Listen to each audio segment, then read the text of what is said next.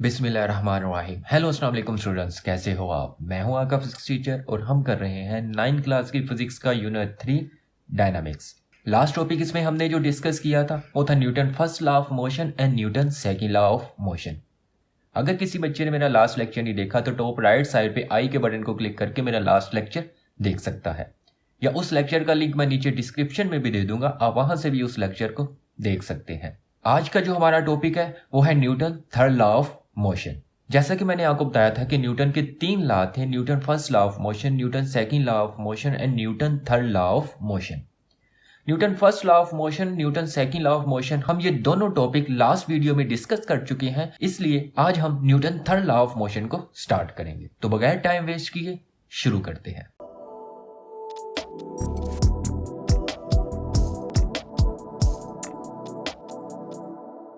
What is Newton third law of motion? तो Newton third law of motion की definition को discuss करने से पहले हम ये जान लेते हैं कि Newton third law of motion basically है क्या चीज। Newton third law of motion deal with the reaction of a body when a force act on it. कि Newton third law of motion आपके पास एक रिएक्शन फोर्स है कि जब आप किसी भी बॉडी पे फोर्स अप्लाई करते हो, तो जब भी आप किसी बॉडी पे फोर्स अप्लाई करोगे तो वो बॉडी आपको रिएक्शन भी प्रोवाइड करेगी। तो Newton third law of motion इस वजह से कह रहा है आपके पास एक रिएक्शन फोर्स के तौर पे यूज होती है। हम अगर किसी भी बॉडी पे फोर्स अप्लाई करते हैं तो फोर्स के अप्लाई करने से जिस बॉडी पे हम फोर्स अप्लाई कर रहे हैं वो बॉडी रिएक्शन भी प्रोवाइड करती है। Newton third law of motion की जब हम बात करते हैं तो Newton third law of motion basically 2 different body पे एक्ट कर रहा होता है। एक जो फोर्स लगा रही होती है और दूसरी जिसके ऊपर फोर्स लग रही होती है। मसलन अगर मैं एक बॉडी पे फोर्स अप्लाई कर रहा हूं तो वो बॉडी मुझे रिएक्शन फोर्स भी प्रोवाइड करेगी, जो कि इक्वल इन मैग्नीट्यूड होती है कि जितनी मैं फोर्स लगाऊंगा उतनी ही वो मुझे भी फोर्स लगाती है। Equal in magnitude but opposite in direction, जो कि एक दूसरे के ऑपोजिट इन डायरेक्शन होती है। अगर मैं अब इसकी डेफिनेशन करूं तो इसकी डेफिनेशन बेसिकली क्या होगी? To every action there is always an equal but opposite reaction. वो कहता है कि जो आपके पास जो रिएक्शन होगा वो इक्वल होगा लेकिन ऑपोजिट डायरेक्शन पे होगा। जैसा कि अगर आप दीवार पे 10 न्यूटन की फोर्स अप्लाई करते हो तो दीवार भी आपको रिएक्शन के तौर पे 10 न्यूटन की फोर्स अप्लाई करेगी। कि हर बॉडी का एक्शन और रिएक्शन लाजमी होता है कि every action has an reaction, जो कि equal in magnitude but opposite in direction होता है। अब इसी चीज को हम कुछ एग्जाम्पल से भी डिस्कस करने की कोशिश करते हैं कि ऐसी कौन कौन सी एग्जाम्पल्स हैं जो कि एक्शन और रिएक्शन परफॉर्म कर रही होती है, और इनमें से कुछ एग्जाम्पल्स को हम यहाँ पे डिस्कस करेंगे। तो सबसे पहली आपके पास जो एग्जाम्पल आती है एक बालून की, कि जब आप एक बालून पे हवा भर देते हो तो उसको भरने के बाद जैसे ही आप उसको छोड़ते हो तो आप देखते हो कि वो मूव करना शुरू हो गया, वो ऊपर जाना शुरू हो जाता है।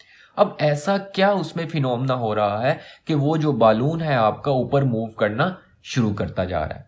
तो इसके लिए जब हम इस चीज को डिस्कस करते हैं तो यहाँ पे एक डायग्राम पे देखो कि जब आप एक बालून के अंदर हवा फिल कर लेते हो तो जैसे ही आप उसको छोड़ते हो तो एक्शन के तौर पे एयर एक्सेलरेट डाउनवर्ड, कि एयर आपकी बड़ी प्रेशर के साथ बाहर की तरफ निकलती है और उसके रिएक्शन पे जो बालून होता है वो ऊपर की तरफ उठना शुरू कर देता है। बालून एक्सेलरेट आउटवर्ड, कि आपका बालून ऊपर की तरफ मूव करना शुरू हो जाता है। कि जितनी एक्सेलरेशन, जितनी तेजी के साथ, जितने, इसे आप इसको इन टर्म ऑफ प्रेशर भी कह सकते हो, कि जितने प्रेशर के साथ एयर आपकी बाहर की तरफ निकलेगी उतना ही रिएक्शन बालून को ऊपर की तरफ जाने पे लगेगा, और जिसकी वजह से बालून ऊपर जाना शुरू कर देता है। और ये कितना ऊपर जाएगा? जितनी इस बालून में एयर होगी। कम एयर होगी कम एक्शन होगा, कम रिएक्शन होगा। अगर ज्यादा एयर होगी तो ज्यादा एक्शन होगा और ज्यादा रिएक्शन होगा।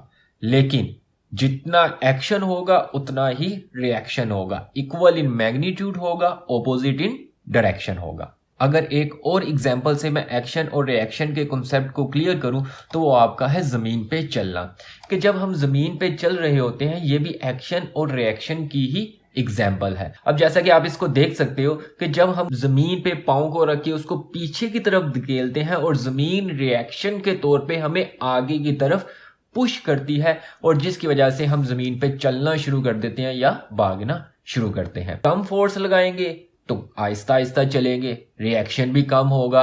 जब हम ज़्यादा तेज़ी से भागना शुरू करते हैं तो ज़्यादा फोर्स लगाते हैं और ज़मीन हमें रिएक्शन भी ज़्यादा तेज़ी से प्रोवाइड करती है, जिसकी वजह से हम तेज़ी से मूव करना या रनिंग करना शुरू कर देते हैं। अब अगर मैं यहाँ पे एक और एग्जांपल की बात करूँ एक रॉकेट की, कि जब ये लॉन्च किया जाता है और ये भी एक्शन और रिएक्शन का ही एक कॉन्सेप्ट होता है। अब वो कैसे, कि जैसे आप देख सकते हो यहाँ पे, और आपने अक्सर टेलीविजन पे देखा भी होगा, आपके पास जो रॉकेट लॉन्च होता है तो बहुत ज़्यादा धुआं एकदम से आसपास आना शुरू हो जाता है। उसकी क्या रीज़न होती है, वो कहते हैं कि 80 से 85% जो रॉकेट लॉन्च होता है वो सिर्फ और सिर्फ फ्यूल के बर्न करने की वजह से होता है। बर्न करने से मुराद ये है कि जब आप उस फ्यूल को बर्न करते हो तो बहुत ज़्यादा अमाउंट में गैस जमा हो जाती है और उस गैस को आप प्रेशर के साथ नीचे की तरफ निकालते हो, तो रिएक्शन के तौर पे ये जो रॉकेट होता है ये ऊपर की तरफ उठना शुरू कर देता है।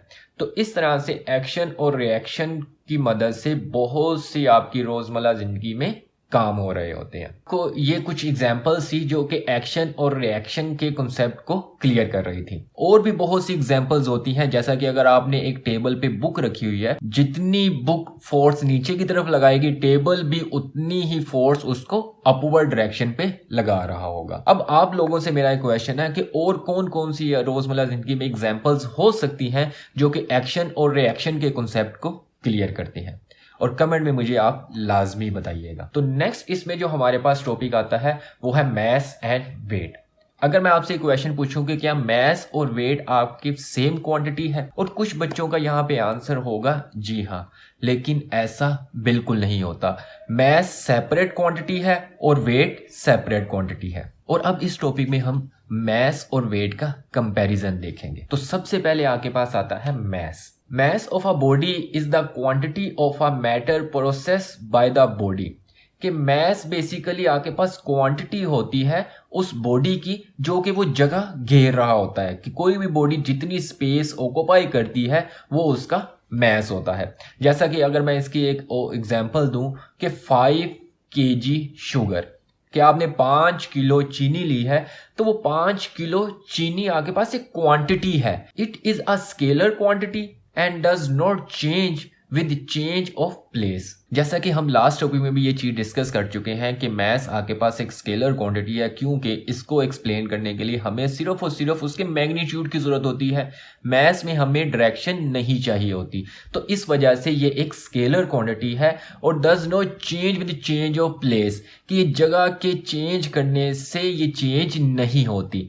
मतलब कि अगर आपने 5 किलो शुगर या 5 किलो चीनी ली है तो यहाँ पे भी वो 5 किलो ही होगी, और अगर आप कहीं बुलंदी पे चले जाते हो तो वहां पे भी ये जो क्वांटिटी है शुगर की ये 5 किलो ही रहेगी। और मैस को हम मेजर कैसे कर सकते हैं? It is measure by comparison with the standard mass using beam balance, कि इसको हम बीइंग बैलेंस की मदद से मेजर करते हैं। और आप डायग्राम में देख सकते होंगे कि बीइंग बैलेंस होता किस तरह का है, इसको हमने फर्स्ट चैप्टर में भी डिस्कस किया हुआ है। नेक्स्ट आपके पास आता है weight. What is weight? Weight of a body is the force equal to the force with which earth attracted, कि वेट बेसिकली आपके पास फोर्स है, और कौन सी फोर्स है वो equal to the force with which earth attract, कि जमीन जितनी फोर्स के साथ चीजों को अपनी तरफ अट्रैक्ट करती है उसी चीज को हम वेट कहते हैं। और वेट बेसिकली आपके पास फोर्स भी होती है।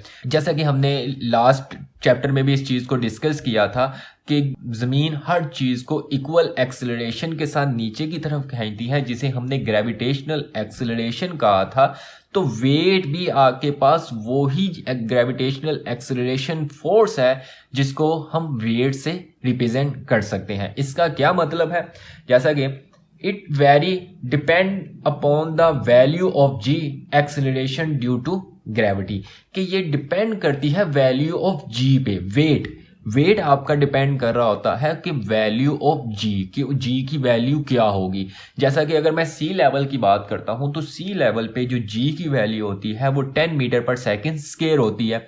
लेकिन जैसे जैसे मैं बुलंदी पे जाता जाऊंगा, ऊंचाई पे जाता जाऊंगा, ऊंची लेवल पे जाता जाऊंगा, तो तब जी की वैल्यू कम होती जाएगी।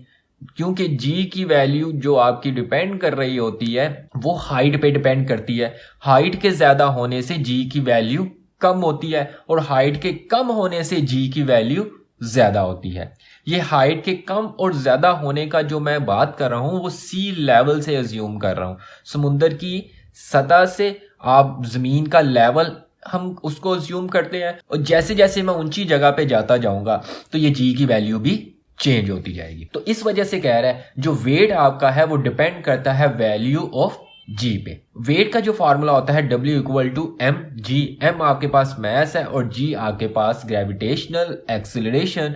जैसा कि मैंने आपको बताया कि सी लेवल पे इसकी वैल्यू 10 मीटर पर सेकेंड होती है। अगर मैं इस वेट को कैलकुलेट करूं, मैस आपके पास अगर मैं अज्यूम करता हूं कि 5 kg है और सी लेवल पे अगर मैं इसको अज्यूम करता हूं कि ये 10 मीटर पर सेकेंड स्केयर है, तो 5 को जब 10 से मल्टीप्लाई करते हो तो 50, आंसर आता है 50। तो मतलब वेट आपके पास क्या होगा, 50 न्यूटन होगा। इसे मैं न्यूटन क्यों कह रहा हूं, क्योंकि ये एक फोर्स है, तो फोर्स का यूनिट क्या था, वो न्यूटन था। अगर मैस आपके पास 5 kg ही रहता है, जो कि हमने अभी ऊपर डिस्कस करके आए हैं कि वो चेंज नहीं होता अगर हम पोजीशन को भी चेंज करें, तो क्या चीज चेंज होगी, ग्रेविटी चेंज होगी।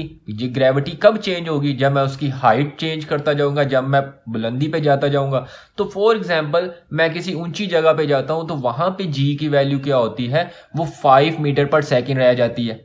तो 5 मीटर पर सेकेंड स्केयर, तो मैस कितना था 5, जो 5 को 5 से मल्टीप्लाई किया तो वेट क्या आएगा 25।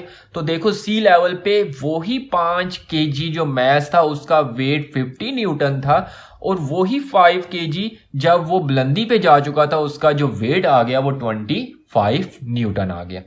तो इस वजह से कि जो वेट होता है वो पोजीशन की तब्दीली की वजह से अब वैल्यू चेंज होती है। वो किस वजह से चेंज होती है, वो जी की वजह से चेंज होती है, क्योंकि जी आपका डिपेंड कर रहा होता है हाइट पे।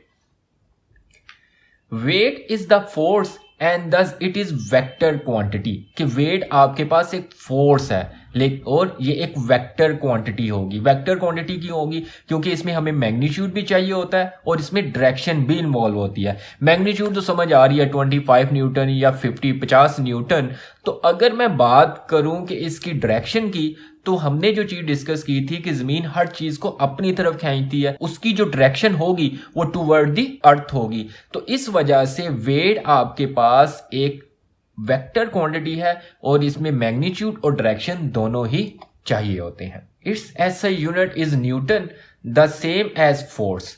Weight is measure by the spring balance. जैसा कि मैंने आपको बताया कि वेट का जो यूनिट होता है वो न्यूटन होता है, क्योंकि ये भी आपके पास एक फोर्स है। जो फोर्स का यूनिट होगा वही वेट का यूनिट भी होगा। तो इसको हम जो मेजर करते हैं वो स्प्रिंग बैलेंस से करते हैं, और आप डायग्राम में देख सकते होगे कि स्प्रिंग बैलेंस किस तरह का होता है और इसको हम किस तरह से मेजर करते हैं।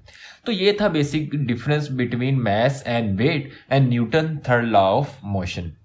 अगर इस टॉपिक में किसी बच्चे को कोई भी कन्फ्यूजन है वो कमेंट करके लाजमी डिस्कस कर सकता है। इंशाल्लाह नेक्स्ट वीडियो में नेक्स्ट लेक्चर के साथ मिलते हैं, तब तक के लिए अल्लाह हाफिज।